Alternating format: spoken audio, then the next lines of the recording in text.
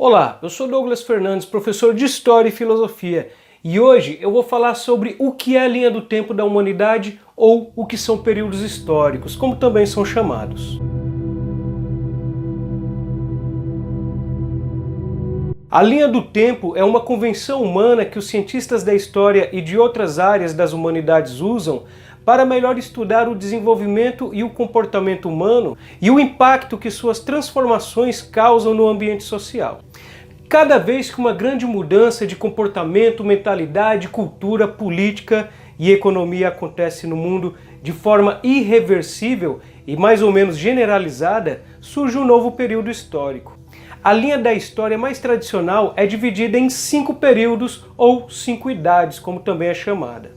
Cada período tem sua origem e suas características particulares que demarcam a humanidade naquele tempo com sua cultura, tecnologia e forma de organização. Vou resumir cada um dos 5 períodos, mas antes, se esse vídeo está te ajudando, não esqueça de deixar o seu joinha e, se possível, se inscrever no canal e ativar o sininho.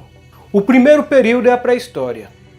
Começa com o desenvolvimento biológico da espécie humana, passa pelo desenvolvimento cultural, como por exemplo o domínio do fogo, arte rupestre, ferramentas feitas de pedra e termina com a invenção da escrita em 4000 a.C. A segunda é a Idade Antiga.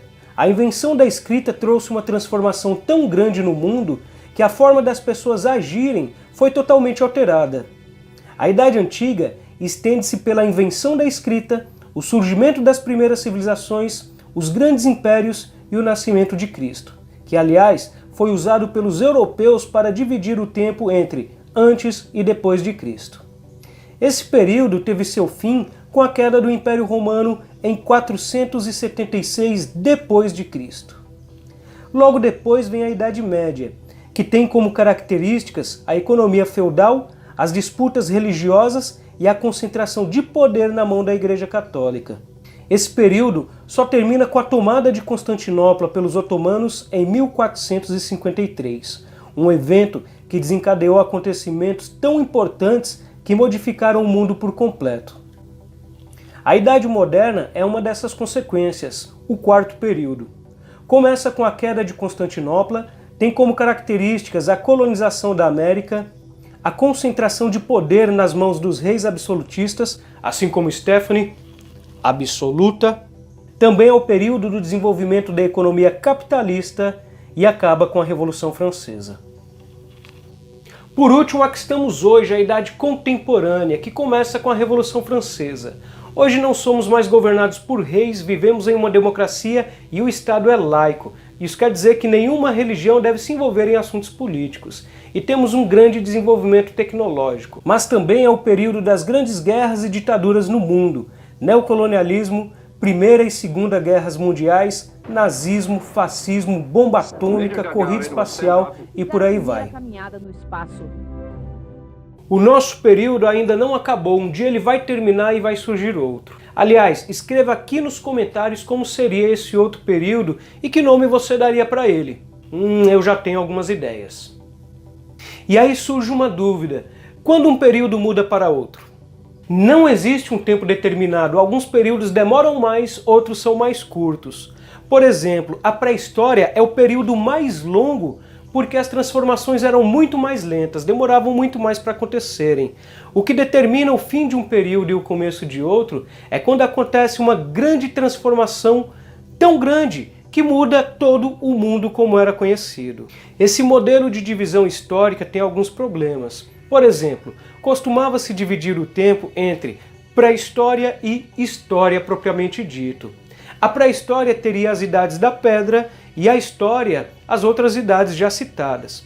O problema é que essa divisão é baseada no preconceito que os europeus tinham com outros povos de outros continentes. Muitos deles não tinham uma escrita e um estado bem estruturados, e isso era utilizado para os europeus se dizerem superiores, pois diziam que esses povos eram primitivos enquanto que eles eram civilizados, uma falsa ideia de progresso. Também essa divisão é baseada na visão eurocêntrica e cristã do mundo, ignorando todas as outras culturas e religiões. Outro problema é que essa divisão enxerga o tempo como se ele fosse uma linha reta, quando na verdade o tempo não é bem assim. Mas esse é um tema para outro vídeo. De qualquer forma, mesmo com seus problemas, a linha da história nos ajuda a estudar melhor as transformações humanas na Terra. Agora eu vou deixar uma dúvida na cabeça de vocês. Entendemos um pouco sobre as transformações da história humana. A conclusão a que podemos chegar é que história é o estudo e o registro das ações e das transformações humanas no tempo. Como o ser humano transforma o seu espaço, cria novas tecnologias, modifica a natureza e desenvolve novas formas sociais de existir. Mas e os animais? Os animais têm história? Responda aqui nos comentários. Se esse vídeo te ajudou de alguma forma, inscreva-se nesse canal, ative o sininho e deixe o seu joinha. Um beijo e tchau, até o próximo vídeo.